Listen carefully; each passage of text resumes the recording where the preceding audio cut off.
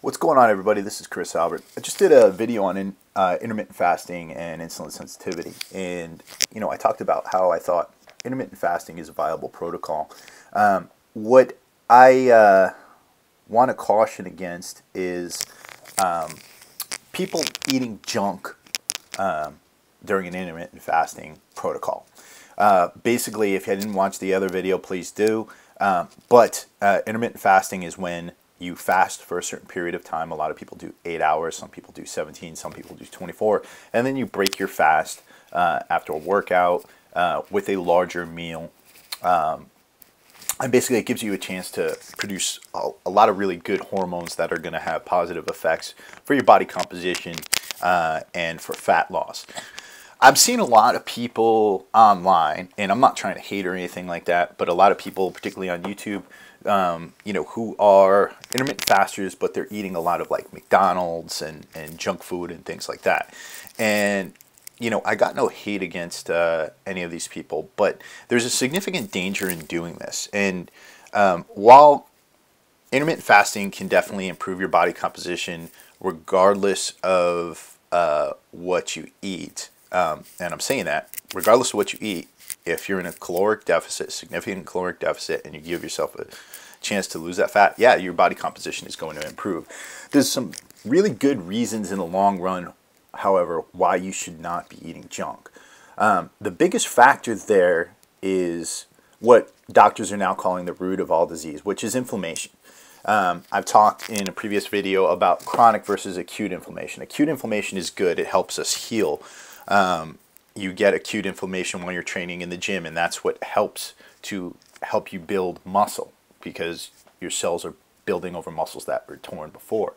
Chronic inflammation, on the other hand, is a much slower killer.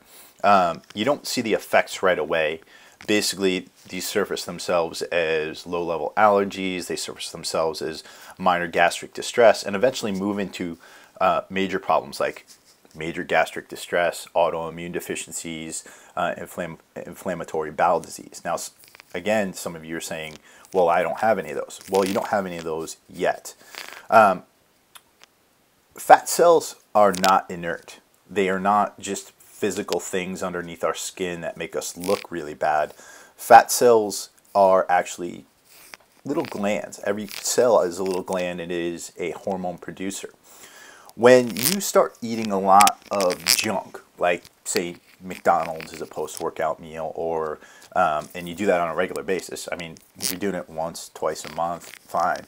But if you're doing this on a regular basis, your fat cells are actually sending messages out to the rest of your body. When they come into contact with toxins, when they come into contact with a lot of the refined sugar that you get in those meals, and those messages are saying to your body that, hey, we're encountering these horrible things. Go out, let's thicken up those blood vessels a little bit, and let's store these toxins in the fat cells so that we can get rid of them, because all the toxins in your body are pretty much stored in your fat cells, and when the fat cells can't handle them anymore, they go to your liver, where they get processed and put your liver under stress.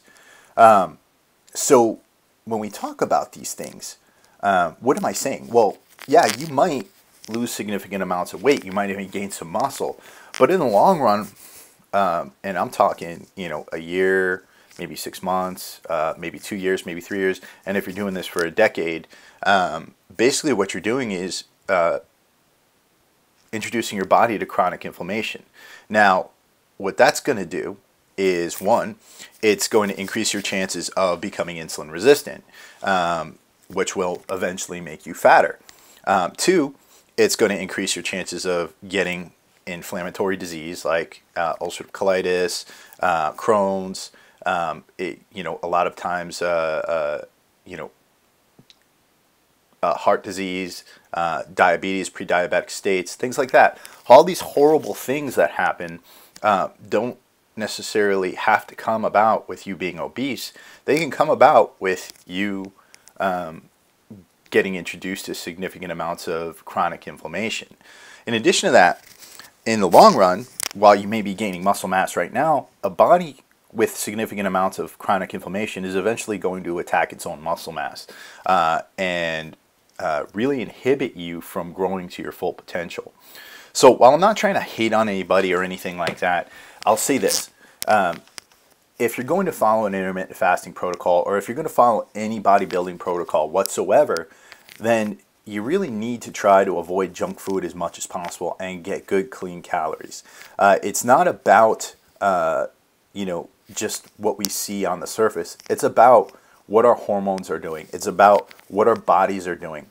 How are we going to continue and sustain this lifestyle past our 30s and 40s? A lot of people think that doing this makes the bodybuilding diet more sustainable. It makes muscle building more sustainable, and it doesn't, because eventually you're going to lose those gains and to succumb to disease. Like the ancient Greeks, they believed in hubris.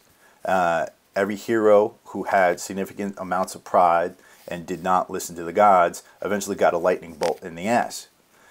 You cannot battle your own biology for too long. Otherwise, you are going to get a lightning bolt straight up the rusty sheriff's badge.